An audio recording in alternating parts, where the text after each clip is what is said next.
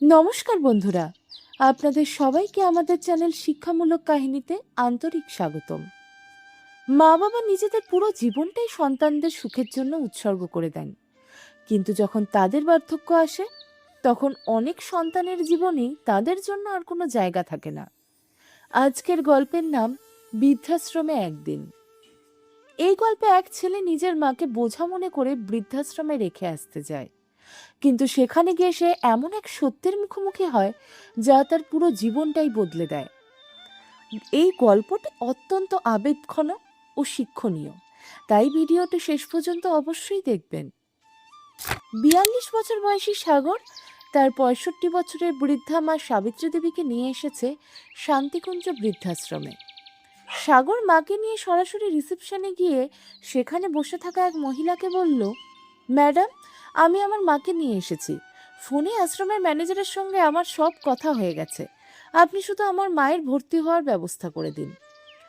Receptionist ভদ্রমহিলা অত্যন্ত শান্তভাবে বললেন, দুঃখিত মিস্টার সাগর, আজ আমরা আপনার মাকে ভর্তি করাতে পারবো না।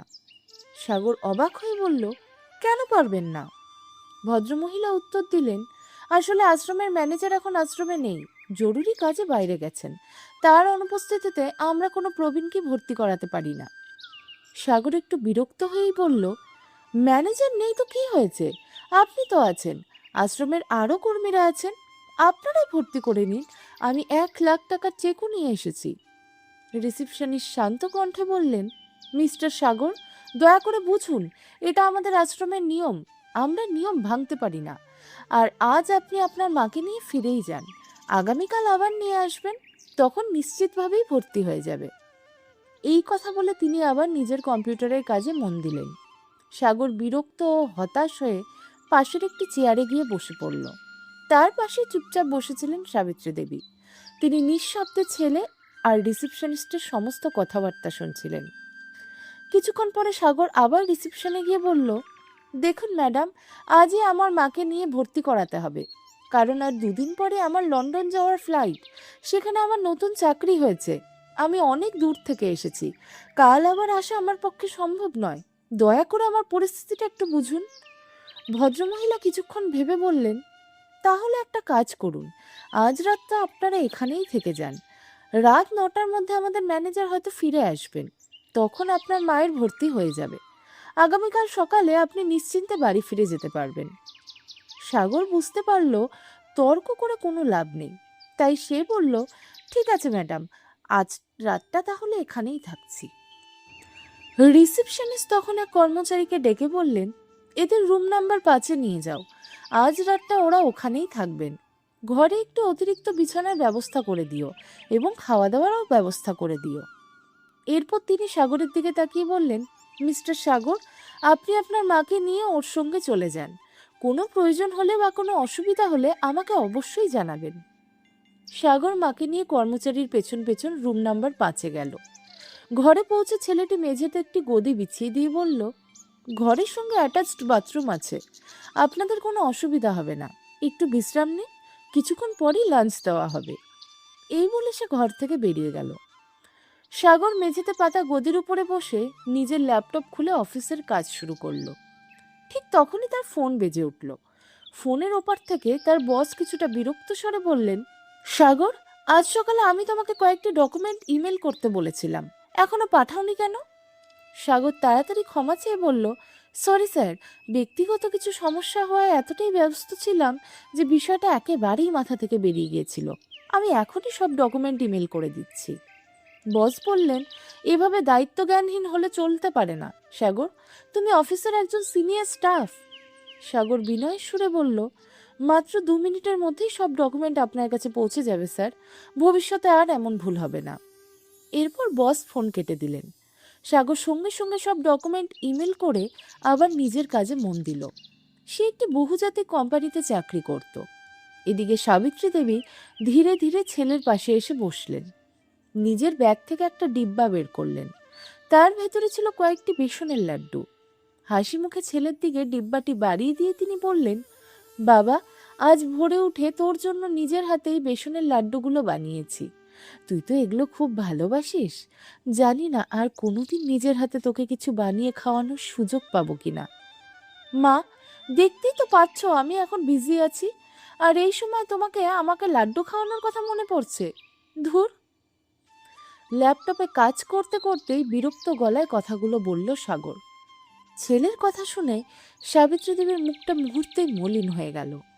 তিনি ধীর স্বরে বললেন, বুঝতে পারছি বাবা, আসলে আমি তো আজ তোর সব থেকে দুশ্চিন্তার কারণ হয়ে দাঁড়িয়েছি। কথাগুলো বলেই সাবিত্রী দেবী যেন হারিয়ে গেলেন নিজের অতীতের স্মৃতির ভেতর। মাত্র 23 বছর বয়সে তার বিয়ে হয়েছিল সাগরের বাবার সঙ্গে। তাদের ছিল একান্নবর্তী পরিবার। সংসারে ছিলেন শাশুড়ি, শ্বশুর, বড় ভাসুর, বড়জা সবাই। পরিবারে শাশুড়ির দাপট ছিল প্রবল। তিনি দুই বউকেই নিজের নিয়ন্ত্রণে রাখতে চাইতেন, কিন্তু বড় বউয়ের ওপর তার কোনো প্রভাব চলত না, কারণ বড় বউ ছিলেন শাশুড়ির থেকেও বেশি তেজি। তার উপর তার স্বামীর রোজগারও ছিল অনেক বেশি, তাই তিনি কারো তোয়াক্কা না করে নিজের ইচ্ছামতো জীবন কাটাতেন। অন্যদিকে সাবিত্রী দেবীর স্বামী একটি বেসরকারি প্রতিষ্ঠানে চাকরি করতেন। আয় ছিল খুবই সীমিত, তাই সাবিত্রী দেবীর ও তার স্বামীকে সবসময় মাথা নিচু করেই সংসার করতে হতো। সারাদিন বাড়ির সব কাজ একাই প্রায় সামলাতেন তিনি। সামান্য কোনো ভুল হলেই শাশুড়ির বকিনে যেন ছিল অতিরিক্ত পাওনা। তবুও তিনি চেষ্টা করতেন পরিবারের সবাইকে নিয়ে শান্তিতে থাকতে। বিয়ের 5 বছর কেটে গেলেও সাবিত্রী দেবীর কোনো সন্তান হয়নি। এই নিয়ে শাশুড়ি থেকে শুরু করে আত্মীয় স্বজন সবার কাছ থেকেই তাকে নানান কটূক্তি শুনতে হতো। তাকে বন্ধ্যা বলে অপমান করা হতো। সব অপমান চুপচাপ সহ্য করে তিনি শুধু কাঁদতেন আর ঈশ্বরের কাছে নিজের মনের কষ্ট উজাড় করে দিতেন। অবশেষে ঈশ্বর তার প্রার্থনা শুনলেন। বিয়ের 7 বছর পর জন্ম নিল তার ছেলে সাগর। ছেলেকে কোলে নিয়ে সাবিত্রী দেবী ভেবেছিলেন এবার হয়তো তার জীবনে সব কষ্ট শেষ হবে, কিন্তু ভাগ্যের লিখন ছিল অন্যরকম। সাগরের বয়স যখন মাত্র 3 বছর, তখন এক অসুস্থতায় তার বাবার মৃত্যু হয়। এক মুহূর্তেই যেন ভেঙে চুরমার হয়ে গেল সাবিত্রী দেবীর পৃথিবী। এর কিছুদিন পর বড় ভাসুর যা নতুন একটি ফ্ল্যাট কিনে আলাদা হয়ে গেলেন। শাশুড়ি শ্বশুরও সাবিত্রীকে অপয়া আর বোঝা বলে মনে করত। শুধু নাতের মুখের দিকে তাকিয়ে তাকে বাড়ি থেকে বের করে দেননি। শ্বশুরের পেনশন আর স্বামীর সামান্য সঞ্চয় দিয়েই কোনো রকমে সংসার চলছিল। সময় এগিয়ে চলল।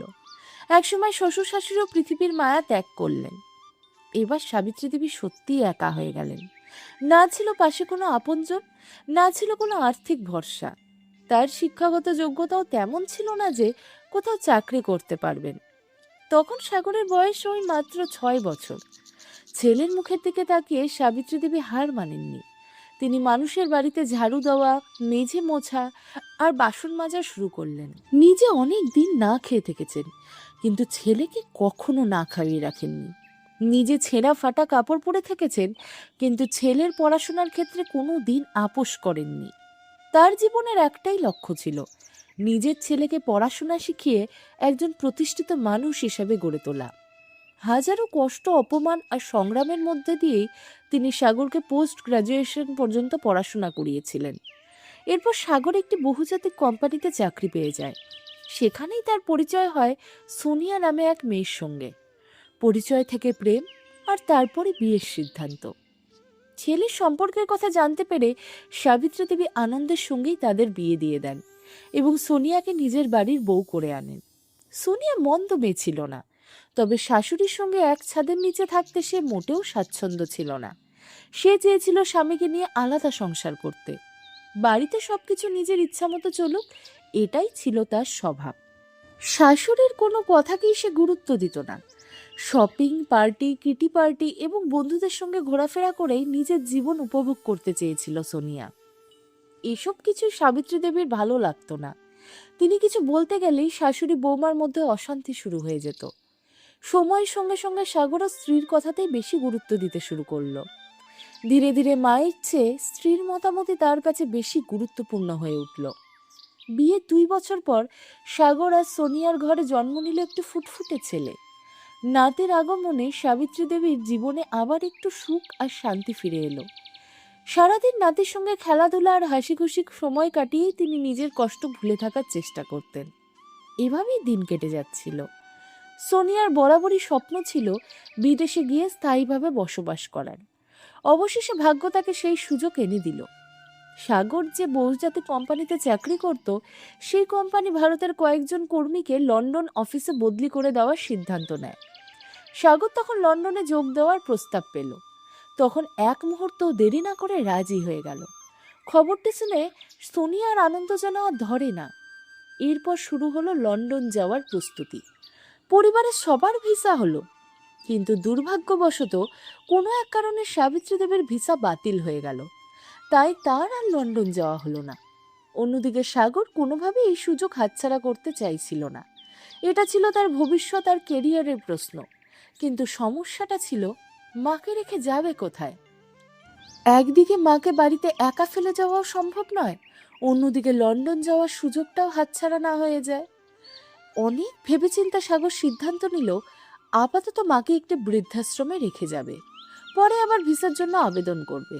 যদি ভিসা অনুমোদিত হয় তাহলে মাকেও লন্ডনে নিয়ে যাবে। অতীতের স্মৃতি থেকে বাস্তবে ফিরে এলেন সাবিত্রী দেবী। এদিকে সাগর বিরক্ত হয়ে নিজের মনেই বলতে লাগলো, এই বৃদ্ধাশ্রমের লোকগুলো কারোর অসহায় পরিস্থিতি বুঝতেই চায় না। নিজেদের কত রকম নিয়ম বানিয়ে রেখেছে। ম্যানেজার নেই বলে কাউকে ভর্তি করাবে না। আমরা কি বিনা পয়সায় বাবা মাকে এখানে রেখে যাই? এর জন্য তো মোটা অঙ্কের টাকাও দিতে হয়। এরই মধ্যে সাগরের ফোন বেজে উঠল। ফোন করেছে তার স্ত্রী সোনিয়া। তুমি বাড়ি ফিরছো কখন? মনে আছে তো আজ সন্ধ্যায় আমাদের শপিংয়ে যাওয়ার কথা? সাগর শান্ত গলায় বলল, আজ ফিরতে পারবো না সোনিয়া। সোনিয়া অবাক হয়ে জিজ্ঞাসা করল, আজ ফিরবে না কেন? সাগর দীর্ঘশ্বাস ফেলে বলল, আজ আমাদেরকে বৃদ্ধাশ্রমেই থাকতে হবে। এখানকার ম্যানেজার বাইরে গেছেন, তাই মাকে আজ ভর্তি নিচ্ছে না। আর কাল আবার মাকে নিয়ে এখানে আসা আমার পক্ষে সম্ভব হবে না। সোনিয়া একটু বিরক্ত হয়ে বলল, তুমি কেন সেখানে থাকবে? মাকে রেখে চলে এসো, ম্যানেজার এলেই ওরা ভর্তি করে নেবে। সাগর বলল, আহ, তুমি বিষয়টা বুঝছো না। ভর্তি না করে ওরা কোনো প্রবীণকে আশ্রমে রাখে না। কাল সকালে ভর্তি করে আমি দুপুর 11টার মধ্যে বাড়ি ফিরে আসব। এই বলে সে ফোন কেটে দিল। কিছুক্ষণ পর আশ্রমে সেই কর্মচারী এসে সাগর আর তার মাকে দুপুরের খাবারের জন্য ডাইনিং হলে যেতে বলল। মা ছেলে একটি বড় ডাইনিং হলে গিয়ে পাশাপাশি দুটি চেয়ারে বসলো। হল ঘরে প্রায় 15 থেকে 20 ডাইনিং টেবিল সাজানো ছিল। একজন একজন করে আশ্রমের প্রবীণবাসীদারা সেখানে এসে নিজেদের আসনে বসলেন। সবার প্লেটে সুস্বাদু খাবার পরিবেশন করা হয়েছিল, কিন্তু আশ্চর্যের বিষয়, কারোর মুখে বিন্দুমাত্র হাসি ছিল না। প্রতিটি মুখেই ছিল নিঃসঙ্গতা, কষ্ট আর গভীর বিষাদের ছাপ। দৃশ্যটা দেখে সাগরের বুকটা হঠাৎ কেঁপে উঠল। আগামীকাল থেকে তার মাও এই মানুষগুলোর ভিড়ে মিশে যাবেন। হয়তো তার মুখে এভাবেই নেমে আসবে নিঃসঙ্গতার ছায়া। এই চিন্তা সহ্য করতে না পেরে সাগর একটুও খাবার না খেয়ে নিঃশব্দে নিজের ঘরে ফিরে গেল। ছেলেকে এভাবে উঠে যেতে দেখে সাবিত্রী দেবীও চুপচাপ তার পিছু পিছু ঘরের দিকে চলে এলেন। কি হয়েছে রে বাবা, কিছুই না খেয়ে উঠে গেলি যে? আশ্রমের খাবার তো বেশ ভালোই ছিল, ধীর গলায় ছেলেকে জিজ্ঞাসা করলেন সাবিত্রী দেবী। সাগরের গলায় কষ্টের সুর। কিছু না মা, আজ খেতে ইচ্ছা করছিল না। কিছুক্ষণ চুপ করে থেকে সে আবার শিশুর মতো সরল কণ্ঠে বলল, মা, তুমি যে আমার জন্য বাড়ি থেকে বেসনের লাড্ডু বানিয়ে এনেছিলে, সেগুলো দেবে? মুহূর্তেই সাবিত্রী দেবীর মুখে হাসি ফুটে উঠল। খাবি এখন? তোকে খাওয়ানোর জন্যই তো বানিয়ে এনেছি। তিনি ব্যাগ থেকে লাড্ডুর ডিব্বাটা বের করে ছেলের হাতে তুলে দিলেন। সাগর একের পর এক লাড্ডুগুলো খেতে লাগলো, আর ওদিকে ছেলেকে খেতে দেখে নিঃশব্দে গড়িয়ে পড়তে লাগলো সাবিত্রী দেবীর চোখের জল। ঠিক তখনই রিসেপশনে বসে থাকা সেই মহিলা দরজার বাইরে থেকে সাগরকে ডাকলেন। সাগরের মনে হলো হয়তো আশ্রম কর্তৃপক্ষ এবার মাকে রাখার জন্য আরও কিছু টাকা চাইবে। সে রিসেপশনে যেতেই ভদ্রমহিলা বললেন, সাগর বাবু, আজই আপনার মায়ের ভর্তি হয়ে যাবে, তবে তার আগে আপনি কি আমাদের একটা ছোট্ট উপকার করবেন? সাগর তৎক্ষণাৎ বলল, অবশ্যই ম্যাডাম, বলুন আমাকে কি করতে হবে। আজই আমার মার ভর্তি হওয়াটা খুব জরুরি। রিসেপশনিস্ট বললেন, আমাদের আশ্রমে একজন প্রবীণ মানুষ আছেন যার শারীরিক অবস্থা খুবই সংকটজনক। সে যে কোনো মুহূর্তে পৃথিবী ছেড়ে চলে যেতে পারেন। মৃত্যুর আগে তার শেষ ইচ্ছে ছিল একবার নিজের নাতিকে দেখা। তার নাতি কানাডায় থাকে। আমরা অনেকবার যোগাযোগ করার চেষ্টা করছি, কিন্তু কোনোভাবেই তার সঙ্গে যোগাযোগ করা যায়নি। সাগর অবাক হয়ে বললেন, কিন্তু এতে আমি কি করতে পারি? ভদ্রমহিলা শান্তভাবে বললেন, আপনি যদি কিছু সময়ের জন্য তার নাতি সেজে তার সঙ্গে দেখা করেন, তাহলে হয়তো তার শেষ ইচ্ছেটা পূরণ হবে। আমরা চাই না তিনি কোনো অপূর্ণ ইচ্ছা চেয়ে এই পৃথিবী ছেড়ে চলে যান। সাগর দ্বিধায় পড়ে বললেন, কিন্তু আমি নাতি সেজে তার সামনে কিভাবে যাব? তিনি তো দেখেই বুঝে যাবেন যে আমি তার নাতি নই। মহিলা আশ্বস্ত করে বললেন, সেটা নিয়ে আপনি চিন্তা করবেন না। এখন তিনি মানুষটা ঠিকমতো চিনতেই পারবেন না। আপনি শুধু বলবেন আপনার নাম সমর আর আপনি তার নাতি। সাগর মাথা নেড়ে বলল, ঠিক আছে ম্যাডাম, আমি ওনার সঙ্গে দেখা করে আসছি। এরপর সাগর একটি ঘরে ঢুকল। সেখানে বিছানায় শুয়েছিলেন অত্যন্ত দুর্বল কঙ্কালসার বৃদ্ধ। সাগর ধীরে ধীরে তার কাছে গিয়ে নরম গলায় বলল, দাদু, আমি তোমার নাতি সমর। আজই কানাডা থেকে শুধু তোমার সঙ্গে দেখা করতে এসেছি। বৃদ্ধা কাপা কণ্ঠে বললেন, সমর বাবা, তুই এসেছিস? আমি কতদিন ধরে তোর অপেক্ষায় ছিলাম। সাগরের বুকটা কেঁপে উঠল। সে বলল, হ্যাঁ দাদু, আমি এসেছি। বৃদ্ধ আবার জিজ্ঞাসা করলেন, এত দেরি করলি কেন বাবা? সাগর বুঝতে পারছিল না কি উত্তর দেবে। সে ধীরে বলল, আমি তো বিদেশে থাকি দাদু, তাই ইচ্ছে করলেই সঙ্গে সঙ্গে আসা সম্ভব হয় না যে। বৃদ্ধের অসহায় মুখটা দেখে সাগরের চোখ ভিজে উঠল। সে ঘর থেকে বেরিয়ে যাওয়ার জন্য উঠতেই বৃদ্ধ ডেকে বললেন, যাচ্ছিস বাবা? সাগর বললেন, আবার আসবো দাদু। বৃদ্ধ মৃদু হেসে বললেন, আচ্ছা বাবা, একটা কথা বলি। আমার ছেলেই আমাকে এই বৃদ্ধাশ্রমে রেখে গিয়েছিল। তারপরে আর কোনো দিন তাকে ফিরে পাইনি। কিন্তু তুই কোনোদিনও নিজের মা বাবাকে বৃদ্ধাশ্রমে রেখে যাস না। আপনজনদের থেকে দূরে থাকার কষ্ট খুবই ভয়ঙ্কর। আমি চাই না তোর বাবা মাও কোনোদিন এই যন্ত্রণা ভোগ করুক। বৃদ্ধের প্রতিটি কথা যেন তীরের মতো সাগরের হৃদয়ে গিয়ে বিঁধল। সে আর এক মুহূর্ত সেখানে দাঁড়াতে পারল না। দৌড়ে এসে তার মাকে শক্ত করে জড়িয়ে ধরে হাও মাও করে কেঁদে উঠল। মা, আমাকে ক্ষমা করে দাও, প্লিজ আমাকে ক্ষমা করে দাও। আমি তোমাকে বোঝা ভেবে এই বৃদ্ধাশ্রমে রেখে যেতে চেয়েছিলাম, অথচ সারা জীবন তুমি আমার জন্য ঢাল হয়ে দাঁড়িয়ে থেকেছ। ছেলের এমন আচরণে সাবিত্রী দেবী হতবাক হয়ে গেলেন। তিনি স্নেহভরা গলায় বললেন, বাবা, তোর তো বিদেশে চাকরি করতে যেতেই হবে। আমার ভিসা না হওয়ায় তুই আমাকে সঙ্গে নিয়ে যেতে পারছিস না। তাই আমাকে কিছুদিন বৃদ্ধাশ্রমে রেখে যাওয়ার সিদ্ধান্তটা তো ভুল নয়। আমি কোনোদিনও তোর উন্নতির পথে বাধা দিতে চাই না। চোখ ভরা জল নিয়ে সাগর বলল, না মা, আমি তোমাকে এখানে রেখে কোথাও যেতে পারবো না। বিদেশে চাকরি থাক বা না থাক, তাতে আমার কিচ্ছু যায় আসে না। যে মা সারা জীবন শুধু আমার সুখের কথাই ভেবেছে, সেই মাকে আমি জীবনের এই শেষ বেলায় একা কষ্ট পেতে দিতে পারি না। সাবিত্রী দেবীর মুখে আর কোনো কথা ছিল না, শুধু চোখ বেয়ে নীরবে অশ্রু গড়িয়ে পড়ছিল। এরপর সাগর মাকে নিয়ে রিসেপশনে এসে সেই মহিলাকে বলল, ম্যাডাম, আমি আমার মাকে নিয়ে বাড়ি ফিরে যাচ্ছি। আমি তাকে আর বৃদ্ধাশ্রমে রেখে যেতে চাই না। মহিলা মুচকি হেসে বললেন, আমি তো সেটাই চেয়েছিলাম মিস্টার সাগর, আপনি যেন আপনার মাকে এখানে রেখে না যান। সাগর অবাক হয়ে জিজ্ঞাসা করল, মানে? মহিলা শান্তভাবে বললেন, আসলে আমি এই বৃদ্ধাশ্রমের ম্যানেজার। সাগর বিস্মিত হয়ে বলল, আপনি ম্যানেজার? তাহলে নিজেকে রিসেপশনিস্ট বলে পরিচয় দিলেন কেন? ম্যানেজার গম্ভীর কণ্ঠে বললেন, কারণ আমি চাই না কোনো সন্তান নিজের মা বাবাকে বৃদ্ধাশ্রমে রেখে চলে যাক। এখানে থাকা একজন প্রবীণ মানুষও সত্যিকারের সুখে নেই। তাই যার বাবা মাকে এখানে রেখে যেতে আসে, তাদের আমি কোনো না কোনো অজুহাতে কয়েক ঘন্টা এখানে আটকে রাখি, যাতে তারা এই মানুষগুলোর একাকিত্ব, কষ্ট আর অপেক্ষার যন্ত্রণা নিজের চোখে দেখতে পারে। তিনি একটু থেমে আবার বললেন, আমি প্রত্যেক সন্তানকে একটি সুযোগ দিই, নিজের ভুলটা বুঝে নেওয়ার সুযোগ। যদি কেউ সেই সুযোগ কাজে লাগিয়ে মা বাবাকে ফিরিয়ে নিয়ে যায়, তাহলে তার জীবন ভালোবাসায় ভরে ওঠে। আর যেই কষ্টকে উপেক্ষা করে চলে যায়, সে অজান্তেই নিজের ভবিষ্যতের জন্য দুঃখের পথ তৈরি করে। ম্যানেজারের কথা শুনে সাগর নির্বাক হয়ে গেল। ম্যানেজার আবার বললেন, এখানে ভালো খাবার আছে, সুন্দর থাকার ব্যবস্থা আছে, চিকিৎসারও সব সুবিধাও আছে। তবুও দেখবেন এই আশ্রমের কোনো প্রবীণের মুখে প্রকৃত হাসি নেই। জানেন কেন?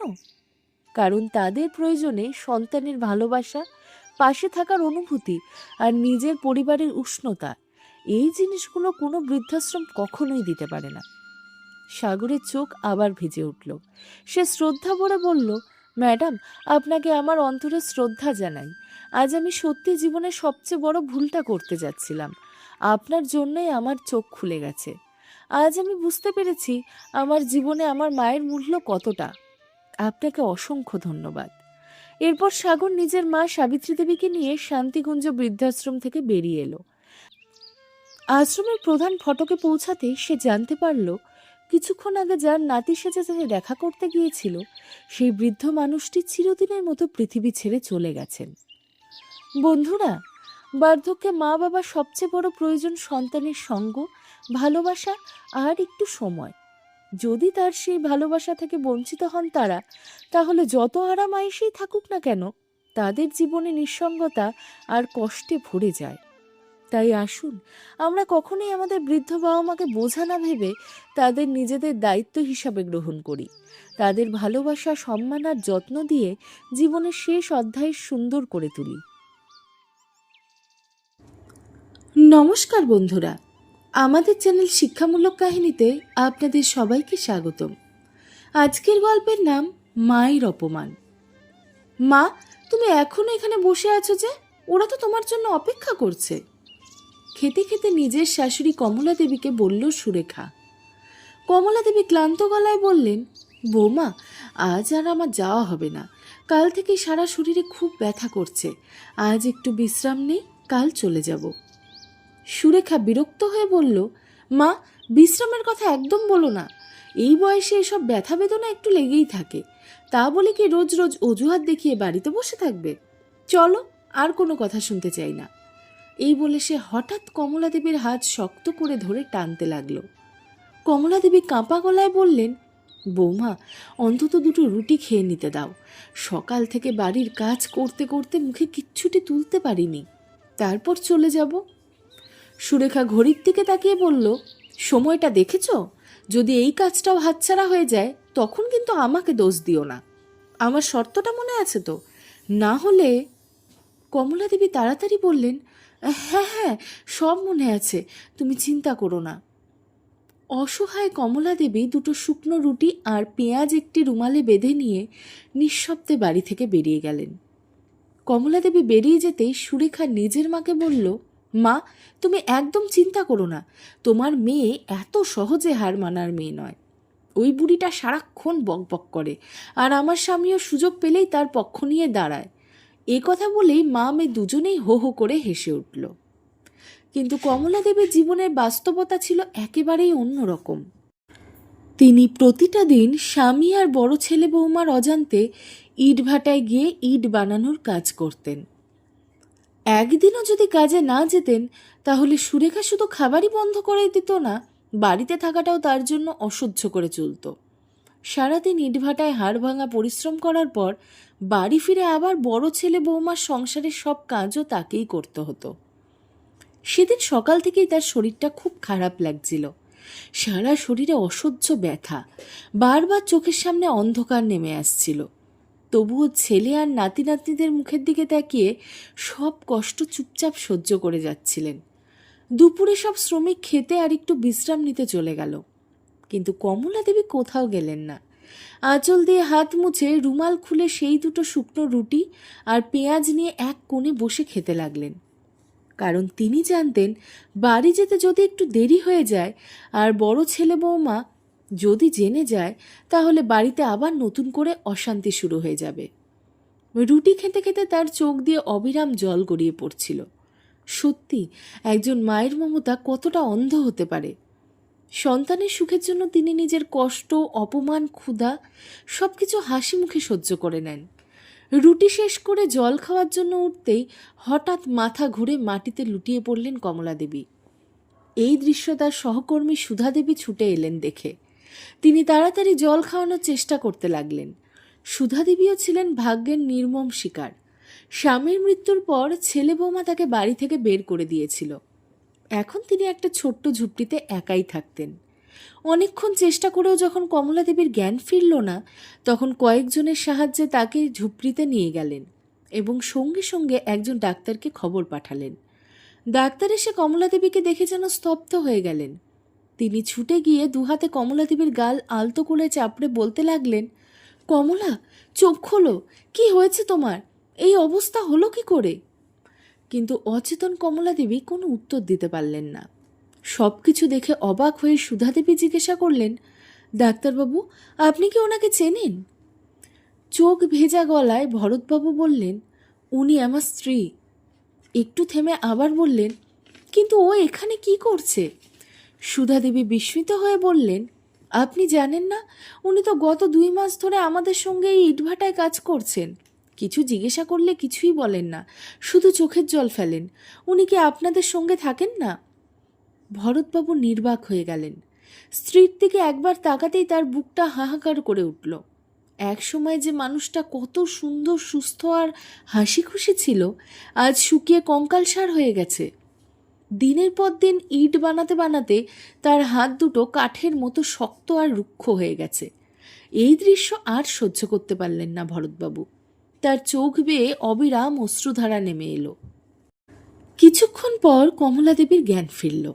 সামনে স্বামীকে দেখেই তিনি শিশুর মতো ফুঁপিয়ে ফুঁপিয়ে কাঁদতে লাগলেন। ভরতবাবু তাকে বুকের মধ্যে জড়িয়ে নিলেন।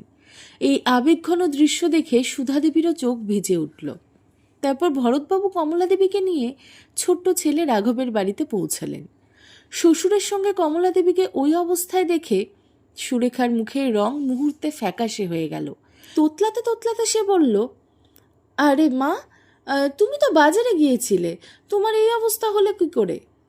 বৌমার মুখে একের পর এক মিথ্যে কথা শুনে ভরতবাবু আর নিজেকে সামলাতে পারলেন না। সজোরে একটি চর কষিয়ে দিলেন সুরেখার গালে। চরের শব্দ শুনে বড় ছেলে আর বড় বৌমাও ছুটে এলো। মায়ের অবস্থা দেখে বড় ছেলে উদ্বিগ্ন হয়ে বলল, বাবা, মায়ের কি হয়েছে? মা, তোমার এমন অবস্থা হলো কি করে? আজ সকালেও তো তোমাকে খুব ক্লান্ত লাগছিল। সুরেখা তৎক্ষণাৎ বলল, তা তুমি কি বলতে চাইছো? আমরা মায়ের যত্ন নেই না? আমরা তো ওনার এত খেয়াল রাখি যে কিছু বলারও দরকার পড়ে না। আজ নিজেই জোর করে বাজারে যেতে চেয়েছিল, নিশ্চয়ই সেখানেই মাথা ঘুরে পড়ে গেছে। এই বয়সে তো এসব হতেই পারে। আর একবার মিথ্যে শুনে ভরতবাবু দ্বিতীয়বারও সজোরে চড় মারলেন। রাগে কাঁপতে কাঁপতে বললেন, খবরদার, আর একটাও মিথ্যে কথা বলবে না। এতটুকুও লজ্জা নেই? নিজের মায়ের কথায় পড়ে একজন অসহায় বৃদ্ধা শাশুড়ির সঙ্গে এমন নিষ্ঠুর ব্যবহার করতে তোমার একবারও বিবেকে বাঁধল না? ঠিক তখনই রাঘব বাড়িতে ঢুকল। সব কিছু জানতে পেরে সে ক্ষোভে ফেটে পড়ল। সে সুরেখার হাত শক্ত করে ধরে বলল, তোমার এত বড় সাহস হলো কি করে আমার মায়ের সঙ্গে এমন ব্যবহার করার? তারপর মায়ের দিকে ফিরে কাঁপা গলায় জিজ্ঞাসা করল, মা, তুমি আমাকে কিছু বললে না কেন? কেন এত কষ্টে একা একা সব সহ্য করলে? এই কথা শুনে কমলা দেবী আর নিজেকে ধরে রাখতে পারলেন না। তিনি বুক ভাঙা কান্নায় ভেঙে পড়লেন। রাঘব কাঁদতে কাঁদতে বলল, মা, এমন কি বাধ্যবাধকতা ছিল যে তুমি নিজের ছেলেকেও সত্যিটা বলতে পারলে না? বলো মা, প্লিজ বলো।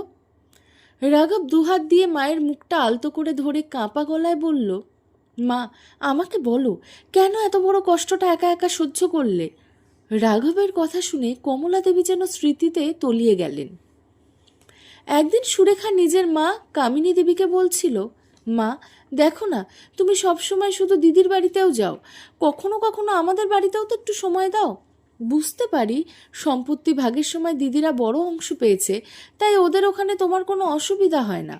আর আমার ভাগে কী বা এসেছে? মাত্র 2টো ঘর, রান্নাঘর সবার একটাই। যদি এমন কোনো উপায় বলতে পারতে যাতে আমরাও আলাদা হয়ে নিজেদের মতো থাকতে পারতাম। কামিনী দেবী হালকা হেসে বললেন, হোরে বোকা মেয়ে, তোর বাড়িতে ব্যাপারটা এতটা সহজ নয়। তোর দিদিদের শ্বশুর বাড়িতে 2 ভাইয়ের মধ্যে আগেই ঝগড়া বিবাদ ছিল, তাই আলাদা হওয়াটা সহজ হয়েছে। কিন্তু তোর স্বামী তো লক্ষণের মতো বড় ভাইকে নিয়ে একসঙ্গেই থাকতে চায়, আর তোর ভাসুরও রামের মতো সংসার ধরে রাখতে চায়। তবে একটা কথা আছে, তোর শ্বশুর শাশুড়ি সব অন্যায় চোখের সামনে দেখেও চুপ করে থাকে। যদি বাড়িতে একটু অশান্তি বাড়ে তাহলে হয়তো একদিন সম্পত্তি ভাগ পর্যন্ত গড়াবে, নইলে কেউ নিজে থেকে ভাগ করবে কেন? সুরেখা হতাশ হয়ে বলল, তাহলে কি আমাকে সারা জীবন এভাবেই থাকতে হবে মা? আমরাও তো আলাদা সংসার করতে চাই, কি করলে সেটা সম্ভব হবে? কামিনী দেবী ধূর্ত হেসে হেসে বললেন, খুব সহজ। প্রতিদিন তোর স্বামীর কানে তার বাবা মা আর বড় ভাইয়ের বিরুদ্ধে কথা বলতে থাক। আজ না হয় কাল, একদিন না একদিন সে তোর কথাতে চলবেই। আর একটা কথা মনে রাখিস, শাশুড়িকে দিয়ে বাড়ির সব কাজ করাবি, আর জামাই বাড়িতে এলে সবার সামনে শাশুড়ির পা টিপে দিবি, তাহলেই সবাই ভাববে তুই কত ভালো বউ।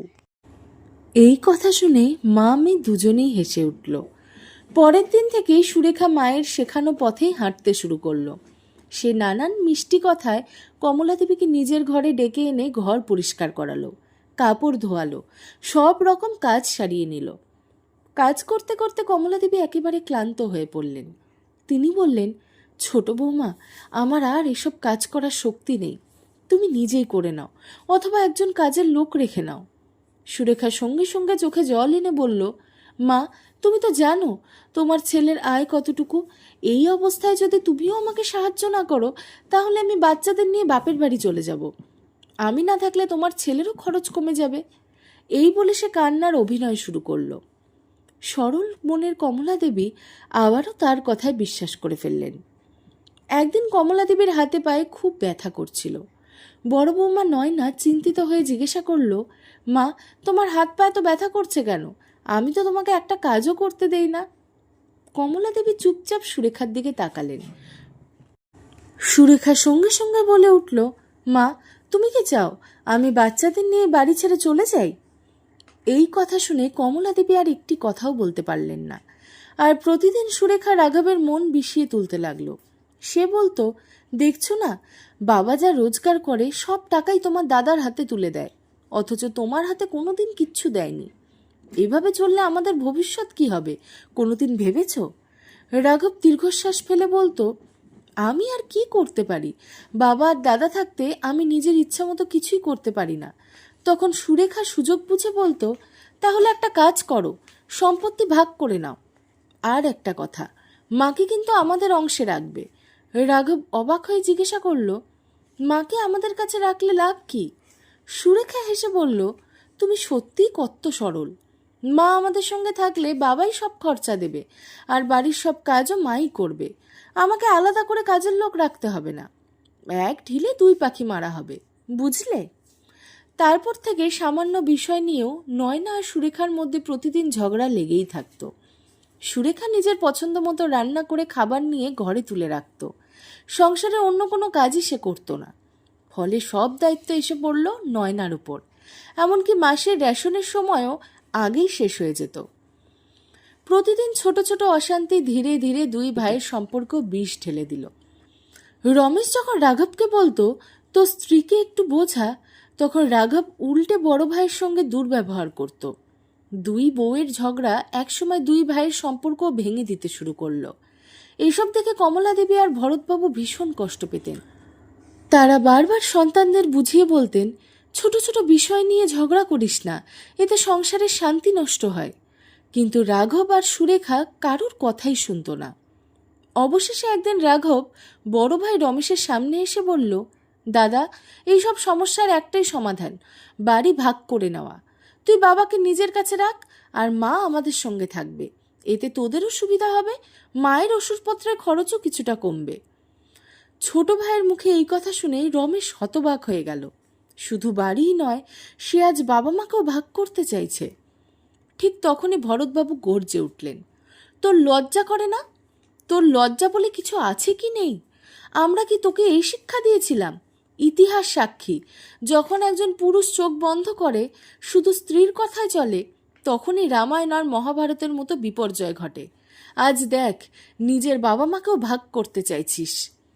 রমেশ শান্ত গলায় বলল, রাঘব, তোর স্ত্রীর জন্য এই বাড়িতে অনেক অশান্তি হয়েছে। আজ সে তোকে দিয়ে শুধু সংসারও ভাঙতে চাইছে। এতদিন শুধু মা বাবার সম্মানের জন্য আমরা চুপ ছিলাম, কিন্তু আর নয়।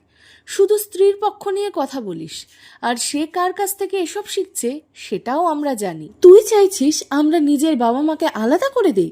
ওরাই আমাদের জন্মদাতা, ওদের আলাদা করার কথা তুই ভাবতেও পারলি কি করে? এর চেয়ে ভালো মা বাবা আমাদের সঙ্গেই থাকবেন, তুই নিজের অংশ নিয়ে আলাদা থাক। এরপর রমেশ স্ত্রী নয়নার দিকে তাকিয়ে বলল, নয়না, আমি কি ভুল বলছি?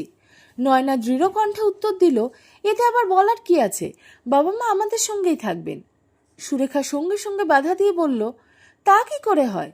তোমরা দুজনকেই রেখে দেবে আর সবাই বলবে আমরা নাকি নিজের দায়িত্ব থেকে এড়িয়ে গেছি। না, শাশুড়ি মা আমাদের সঙ্গেই থাকবে, চলো মা। এই বলে সে জোর করে কমলা দেবীর হাত ধরে টানতে লাগলো।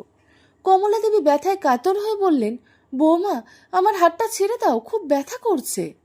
ভরতবাবুও বললেন, ছোট বৌমা, কমলার হাত ছেড়ে দাও, ওর কষ্ট হচ্ছে। কিন্তু সুরেখা নির্বিকারভাবে বলল, না বাবা, মা আমাদের সঙ্গেই থাকবেন, তুমি কোনো চিন্তা করবে না। ঠিক তখনই নয়না সামনে এসে কঠোর গলায় বলল, সুরেখা, মায়ের হাতটা ছেড়ে দাও, এটাই শেষবার বলছি। নয়না দৃঢ় কণ্ঠে সুরেখা ভয় পেয়ে সঙ্গে সঙ্গে হাত ছেড়ে দিল। যেতে যেতে সে বলল, মনে রাখবে, তোমরাই নিজেদের ইচ্ছা ওনাকে রাখছো, পরে যেন আমাদের দোষ না হয়। এরপর বাড়ির ওপর তলায় রমেশ বাবা মাকে নিয়ে থাকতে শুরু করলো, আর নিচতলায় রাঘব নিজের পরিবার নিয়ে আলাদা সংসার গড়ল। রমেশ মন দিয়ে বাবা মায়ের যত্ন নিত, কিন্তু রাঘবের মনে একটা জ্বালা দিন দিন বাড়তেই লাগলো। সে ভাবত বড় ভাই সবাইকে দেখাতে চাইছে যে সেই সবচেয়ে ভালো, আর তাকেই সবাই খলনায়ক বানিয়ে দিয়েছে। এই ঈর্ষার রাগ ধীরে ধীরে ঘৃণায় পরিণত হতে লাগলো, আর সেই আগুনে প্রতিদিন ঘি ঢালত সুরেখা। একদিন নয়না বাচ্চাদের স্কুলে দিয়ে বাজারে গিয়েছিল। ভরতবাবু বন্ধুদের সঙ্গে পার্কে ছিলেন। বাড়ির উঠোনে একা বসেছিলেন কমলা দেবী। সুযোগ বুঝে সুরেখা তার সামনে এসে বলল, মা, আমাদের পক্ষ না নিয়ে তুমি জীবনের সবচেয়ে বড় ভুল করেছ। আজ আমরা শুধু নিচতলায় আলাদা থাকছি, কিন্তু মনে রাখবে, খুব তাড়াতাড়ি আমি আমার স্বামী আর সন্তানদের নিয়ে হয় বাপের বাড়ি চলে যাব, নয়তো অন্য কোথাও গিয়ে নতুন বাড়ি ভাড়া নেব। তখন শুধু একজন ছেলেকে নিয়েই সন্তুষ্ট থাকতে হবে তোমাকে। কমলা দেবী চোখে জল নিয়ে বললেন, বৌমা, এমন অন্যায় করো না। আমার দুই ছেলে আমার দুই চোখের মতো। তুমি আসলে আমার থেকে কি চাও? সুরেখা ঠান্ডা গলায় বলল, যদি চাও আমি এই বাড়িতেই সবাইকে নিয়ে থাকি, তাহলে একটা কাজ করতে হবে। প্রতিদিন সকালে যখন তোমার বড় বউ বাচ্চাদের স্কুলে দিয়ে বাজারে যায়, তখন তুমি আমাদের ঘরে ঝাড়ু দেবে, ঘর মোছা করবে, বাসন মাজবে, আর যদি একটু বাইরের কাজও করে দাও তাহলে তো আরও ভালো হয়। কমলা দেবী অবাক হয়ে জিজ্ঞাসা করলেন, বাইরের কাজ মানে? সুরেখা কুটিল হাসি হেসে বলল, মা, এখানে কাছেই একটা ইটভাটা আছে, সেখানে অনেক মহিলারাই দিনমজুরের কাজ করে ভালো রোজগার করছে।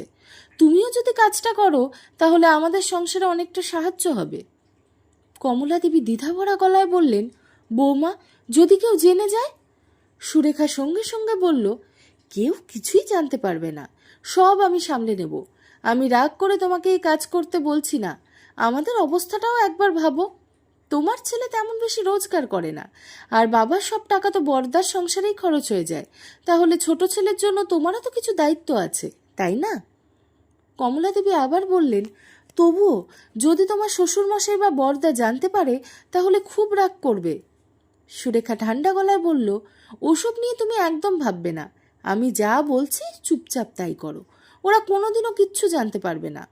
এখন যাও, রান্না করে গত রাতে কিছু বাসন পড়ে আছে, সেগুলো আগে ধুয়ে ফেলো। ততক্ষণে আমি বাইরে থেকে শুকনো কাপড় চোপড় তুলে আনি। এরপর থেকে এটাই প্রতিদিনের নিয়ম হয়ে গেল। বাড়িতে কেউ না থাকলেই সুরেখা কমলা দেবীকে দিয়ে নিজের বাড়ির সব কাজ করাতো। তারপর তাকে পাঠাতো ইটভাটায়। সেখানে সারাদিন ইট বানানোর কঠিন পরিশ্রম করতে হতো।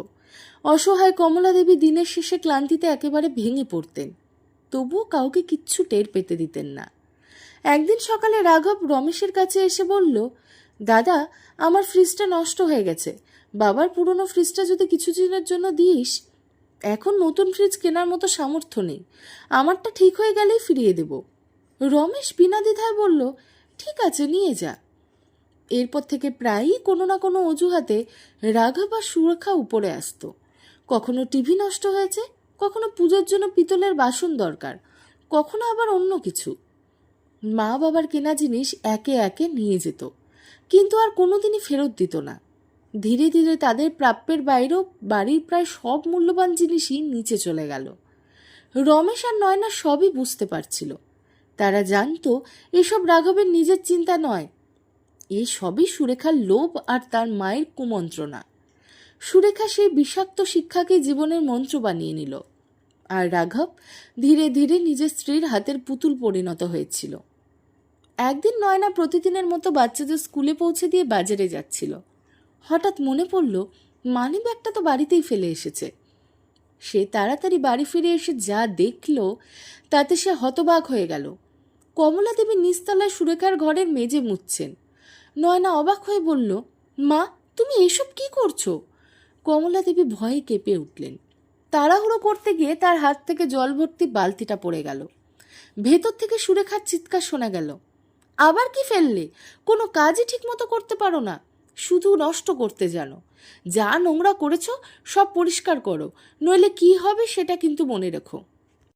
নয়না ছুটে গিয়ে কমলা দেবীকে ধরে দাঁড় করালো। তারপর জিজ্ঞাসা করলো, মা, তুমি এসব কাজ করছো কেন? কে তোমাকে বাধ্য করছে? কমলা দেবী আর নিজেকে সামলাতে পারলেন না। কাঁদতে কাঁদতে বললেন, বৌমা, আমাকে ক্ষমা করে দাও। আমি তোমাদের কথা শুনিনি। ছোট বৌমা বলেছে যদি আমি ওদের বাড়িতে কাজ না করি তাহলে সে রাঘব আর বাচ্চাদের নিয়ে বাড়ি ছেড়ে চলে যাবে। এই পর্যন্ত বলে সে হাও মাও করে কেঁদে ফেলল। নয়না দৃঢ় গলায় বলল, আমি বেঁচে থাকতে তোমাদের সঙ্গে এমন অন্যায় কখনোই হতে দেব না। সুরেখা, বাইরে বেরিয়ে এসো। সুরেখা তাড়াতাড়ি ঘর থেকে বেরিয়ে এসে বলল, আরে দিদি, তুমি এই সময় বাচ্চাদের স্কুলে দিয়ে বাজারে যাও তো, আজ এত তাড়াতাড়ি ফিরে এলে? নয়না রাগে ফেটে পড়ে বলল, তাহলে এই সুযোগেই তুমি আমাদের শাশুড়ি মাকে দিয়ে চাকরের মতো কাজ করাও? তোমার কি মনে হয়েছিল কোনোদিন সত্যিটা সামনে আসবে না? একটু লজ্জা করে না? উনি তোমার মায়ের বয়সী একজন মানুষ। কিছু না হোক, যে ছেলেটাকে বিয়ে করেছো, আজ এই সংসারে এসেছো, তাকে মানুষ করছে এই মানুষটাই। অন্তত সেই সম্মানটুকু তো দিতে পারতে। তারপর নয়না কঠিন গলায় বলল, সুরেখা, আমার কথা ভালো করে শোনো। তোমার এই লোভ আর তোমার মায়ের শেখানো কুমন্ত্র একদিন তোমার নিজের সংসারই ধ্বংস করে দেবে। তুমি শুধু শ্বশুর শাশুড়িকে আলাদা করেই ক্ষান্ত হওনি, এবার শাশুড়ি মাকে নিয়েও চাকরের মতো কাজ করাচ্ছ। কমলা দেবী ভয়ে বললেন, বৌমা, দয়া করে এই কথাগুলো কাউকে বলো না। তুমি তো জানো জানাজানি হলে বাড়িতে কত বড় ঝামেলা হবে। নয়না শুধু এতটাই জানতো যে কমলা দেবী মাঝে মাঝে সুরেখার বাড়ির কিছু কাজ করে দেয়, কিন্তু ইট ভাটায় গিয়ে দিনমজুরের কাজ করার বিষয়টি সে কিছুই জানতো না। কারণ কমলা দেবী সবাইকে বলেছিলেন তিনি নাকি এখন বান্ধবীদের সঙ্গে ভজন কীর্তন আর মহিলাদের আড্ডায় সময় কাটান। নয়নাও আর কখনো বিষয়টি খতিয়ে দেখেনি, কিন্তু সেদিন সত্যিটা সামনে আসতেই সবাই স্তব্ধ হয়ে গেল। ভরতবাবু নীরবে কমলা দেবীর হাত ধরে সেখান থেকে চলে গেলেন।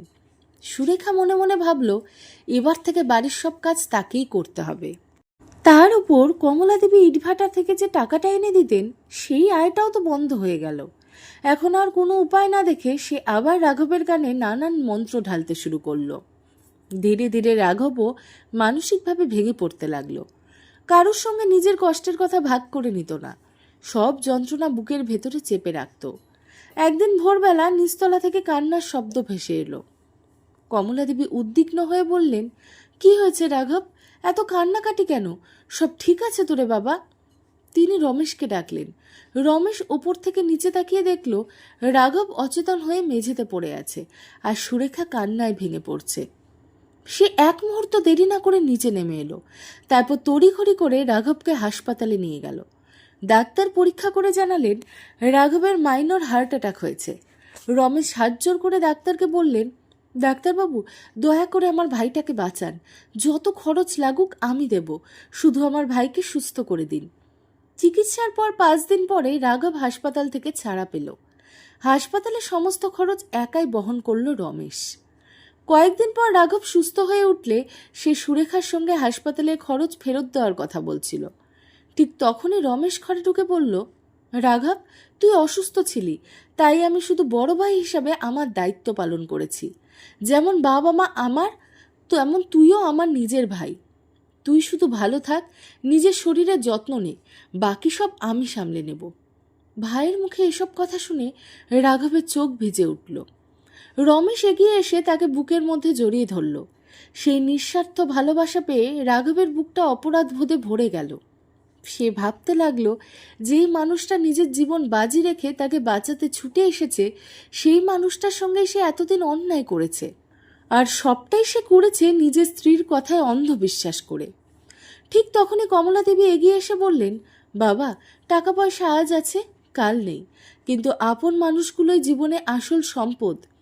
তুই সত্যিটা হয়তো তোর স্ত্রীকে বোঝাতে পারবি না, কিন্তু তুই তো বুঝিস। একবার ভেবে দেখ, আজ যদি তোর দাদা না থাকতো, তাহলে কি ভয়ঙ্কর বিপদই না ঘটে যেত।